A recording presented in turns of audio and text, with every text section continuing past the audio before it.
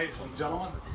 I guess you all can hear me. I'm having trouble hearing myself. But I want to thank everybody for letting me be part of this ceremony.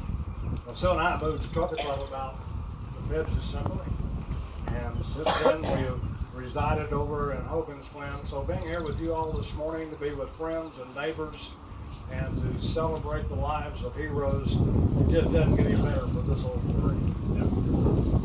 I tell you, Sir Winston Churchill, the leader of Britain during World War II, said that a nation that fails to honor its heroes will soon have no heroes to honor. So on this day, we come together to honor our heroes. In my lifetime, I'm 74 years old, more than 400,000 Americans have given their lives. It's a big number, 400,000. That rolls up World War II, Vietnam, Korea, Desert Storm, and the global war on terrorism. It leaves out some wars too, I realize that. World War I, the Revolution, the Civil War. We've had Americans in every generation who have given their lives.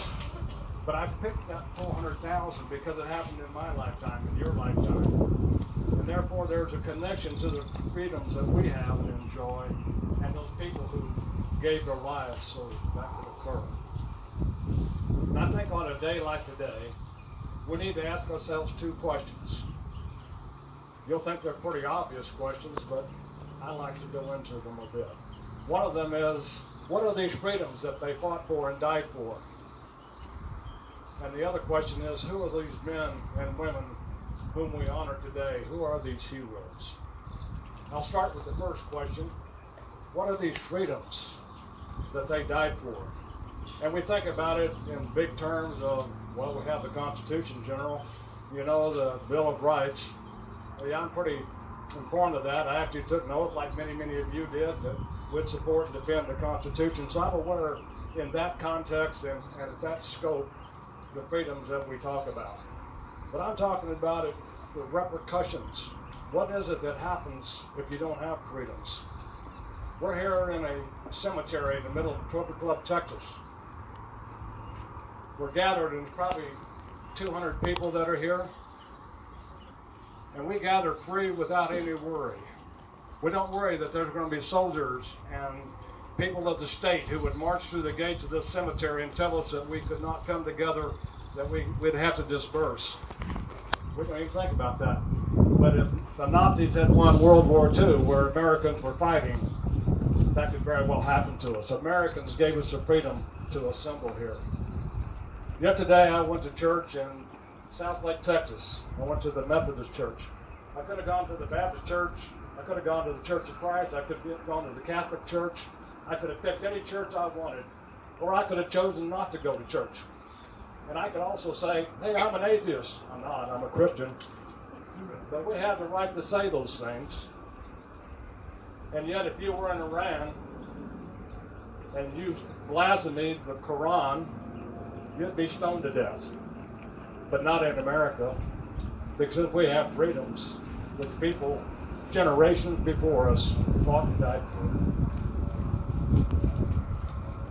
So you think of those things, you think about speaking out against our government without any sense of reprisals. Boy, did we speak out against our government. Wow. I've never seen a time when things were so in your face, so blunt. We tell it exactly like it is.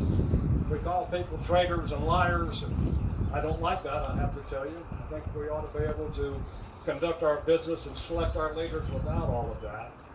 But we can do it without fear of reprisals. Don't do that in Venezuela.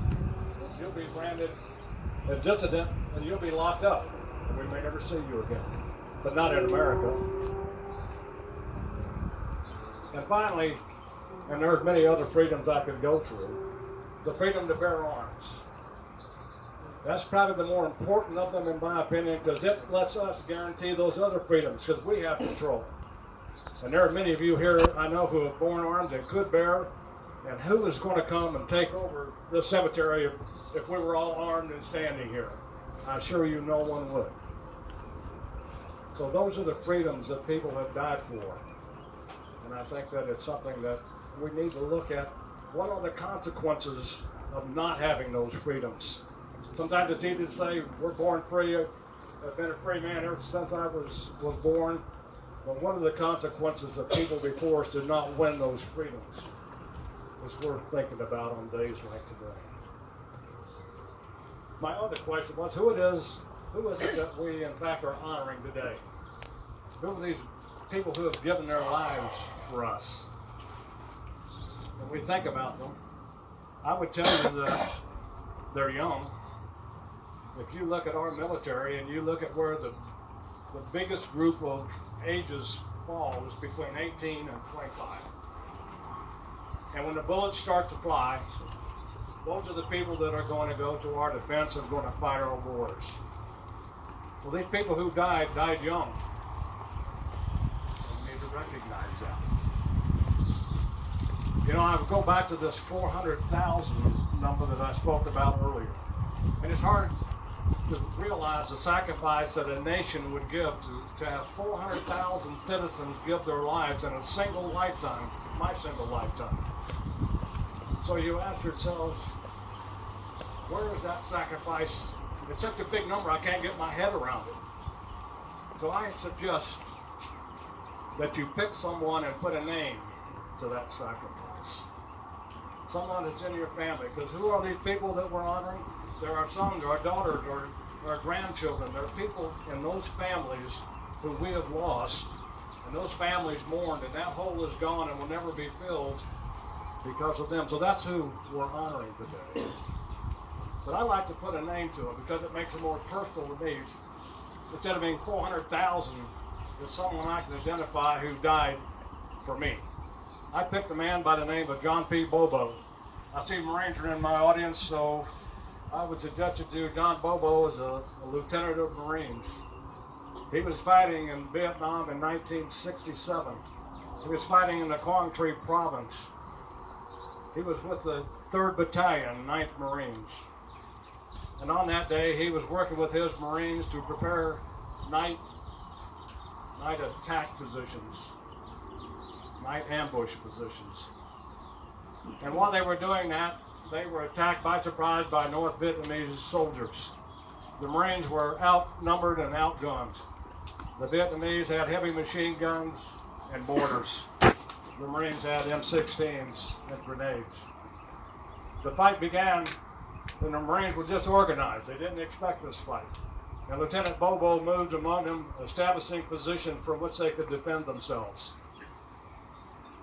The rock patel grenade thing, they were taken out, and he went to them and reorganized it so again he had at least some weaponry at his disposal. And he moved from position to position until a mortar round fell close to him and severed his leg above the knee in his right leg. Lieutenant Bobo was down, but he wasn't out. He wasn't finished fighting.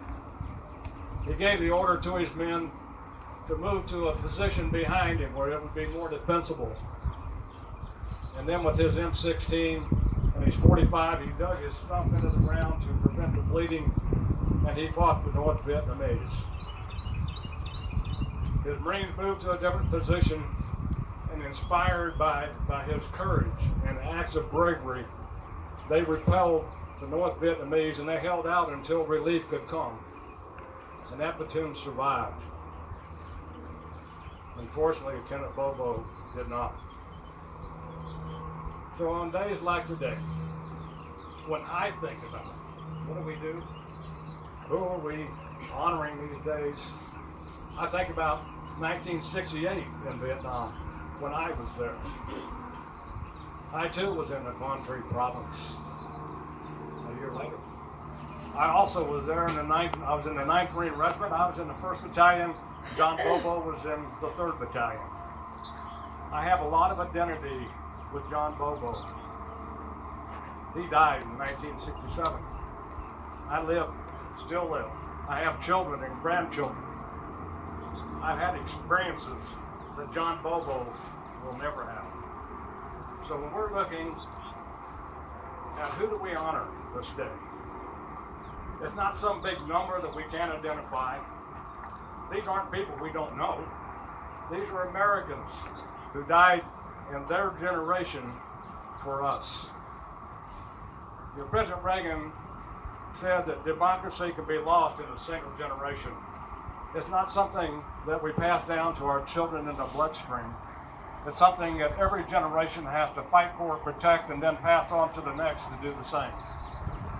And I suggest to you that we, as long as we are willing to fight and our young people are willing to fight, democracy will stand alive in the United States of America.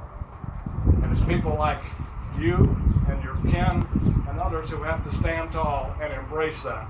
And when people give their lives, as Bodo did, we are entrusted with freedoms that we cannot squander.